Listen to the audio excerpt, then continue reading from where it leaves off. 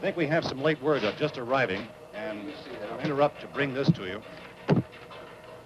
This is the latest disclosure in a report from National Civil Defense Headquarters in Washington. It has been established that persons who have recently died have been returning to life and committing acts of murder. A widespread investigation of reports from funeral homes, morgues, and hospitals has concluded that the unburied dead are coming back to life and seeking human victims. It's hard for us here to believe what we're reporting to you, but it does seem to be a fact. When this emergency first began, radio and television was advising people to stay inside, behind locked doors for safety. Well, that situation has now changed, and we're able to report a definite course of action for you. Civil defense machinery has been organized to provide rescue stations with food, shelter, medical treatment, and protection by armed National Guardsmen. Stay tuned to the broadcasting stations in your local area for this list of rescue stations. This list will be repeated throughout our news coverage. Look for the name of the rescue station nearest you and make your way to that location as soon as possible. So we have that truck. If we can get some gas, we can get out of here. There's a pump out by the shed. I know, that's why I pulled in here, but it's locked. Emergency meeting called this afternoon by the President. Since convening this conference of the Presidential Cabinet, the FBI, the Joint Chiefs of Staff, the CIA has not produced any public information. Why are space experts being consulted about an earthbound emergency? So far, all the betting on the answer to that question centers on the recent Explorer satellite shot to Venus. That satellite, you'll recall, started back to Earth, but never got here. That's the space vehicle which orbited Venus and then was purposely destroyed by NASA when scientists discovered it was carrying a mysterious high-level radiation with it. Could that radiation be somehow responsible for the wholesale murders we're now suffering? Newsman Don Quinn in Washington has posed those questions. It's obvious our best move is to try to get out of here. How are you going to get over to that pump? Look.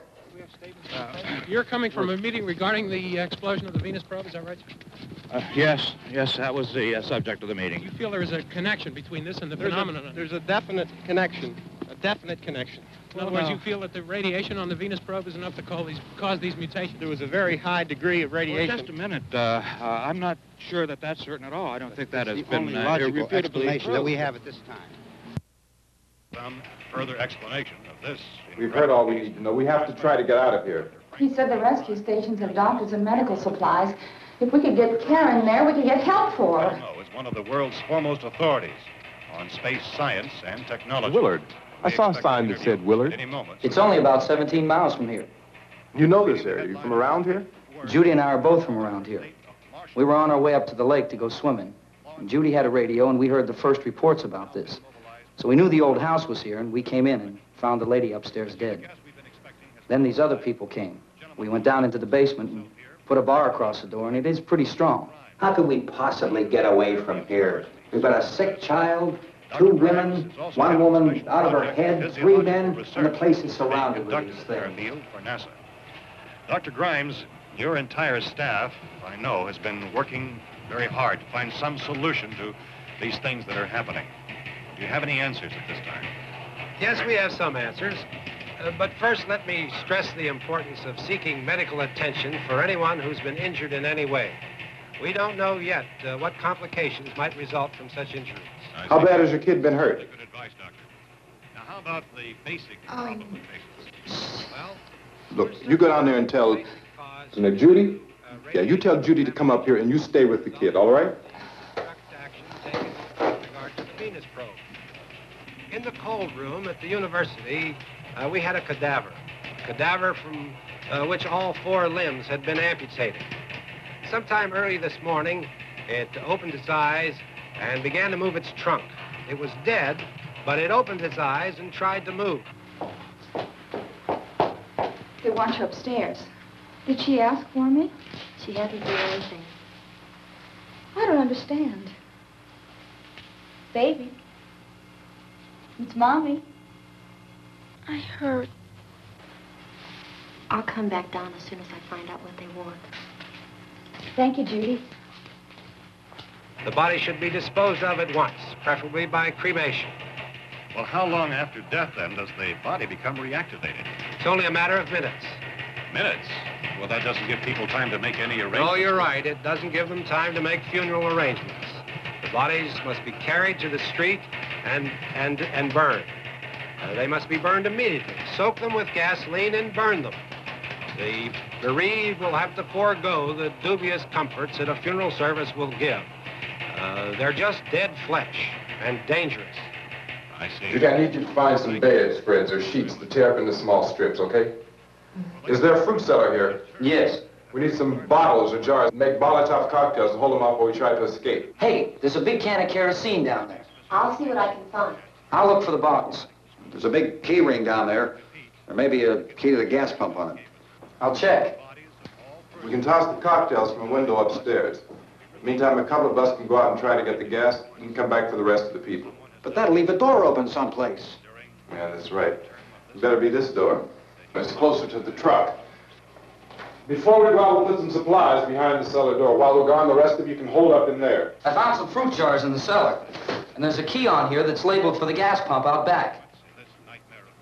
I'm not really that used to the truck. I found it abandoned. I can handle the truck, no sweat.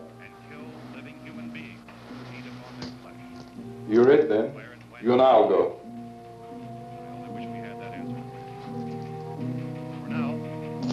We'll put whatever lumber we find behind the cellar door. You can go upstairs and toss the cocktails from a window. Tom, you and I will have to unboard this door. After you toss the cocktails, you hustle back down here and lock this door. It's no good to board it up because we'll have to get back in quickly.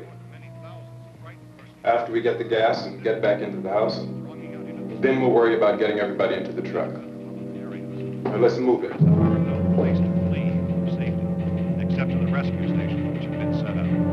Indications are that before this emergency is over, we will need many, many more such rescue stations. Hey, Ghoulzoids and Ghoulzites. Welcome back to the projection booth. I'm just getting the next reel ready here. And, hey, excuse me, can I help you or something? Hello, Ghoulguy. It's me. Me? Me who? I'm best known as Mr. Dummy.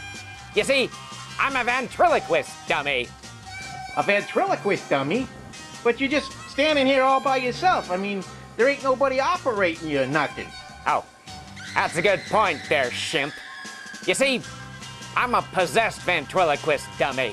In fact, I'm possessed by my former owner. Former owner? But who's your former owner? Boy, you really are thick, aren't you? It's me, your pal, Horace. Horace? But how did you get yourself repossessed into this dummy? Well, first of all, the act wasn't working out for me. As Horace, I was just the straight man. I never got any laughs from the audience, you know. Mr. Dummy always got the laughs. The disgusting little mirth hog. Anyway, one day I decided I'd had enough. So I went to find an old priestess friend of mine and ask her if she'd put my soul into the body of Mr. Dummy. And well, the rest is history. So, my old friend Horace is now you, Mr. Dummy. Boy, holy smokes. You catch on quick, Mr. Gump there. So, what are you gonna do? You're just gonna do the act by yourself now? No, I'm getting out of show business now. Guess I didn't think the whole thing through. What good is a dummy without a straight man anyway? Now that I think about it, I'm really screwed. Well, you know, you're always welcome around the good old horror drive-in theater. Mr. Dummy. Why don't you stick around? We're about to put on the last reel of tonight's feature. Sounds good, Ghoul Goof. But first, I'm gonna go grab myself a corn dog. Be right back. He'll find out. Anyway, let's get back to the conclusion of tonight's movie, Night of the Living Dead. Where did I leave that Pepto-Dismal stuff?